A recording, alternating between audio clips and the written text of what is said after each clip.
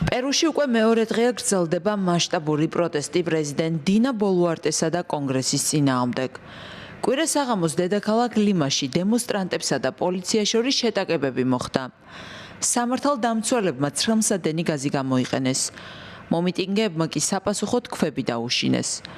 შეტაკებები მაშინ დაიწყო, როდესაც დემონსტრანტები კონგრესის შენობას მიუახლოვდნენ, სადაც პოლიციამ ბლოკადა მოაწყო. დემონსტრანტებს, რომელთა უმეტესი ნაწილი სტუდენტი იყო, სათავეში ედგა თვითგამოცხადებული ჯგუფი, რომელსაც Generation Z ეწოდება. აქციის მონაწილეები სხვადასხვა საკითხის გამო გამოხატავენ პროტესტს.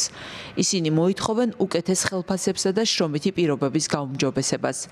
ასევე ეწინააღმდეგებიან საპენსიო რეფორმასა და მთავრობას მოუწოდებენ იმოქმედოს პოლიტიკური არასტაბილურობისა და მზარდი კრიმინალის შესაჩერებლად.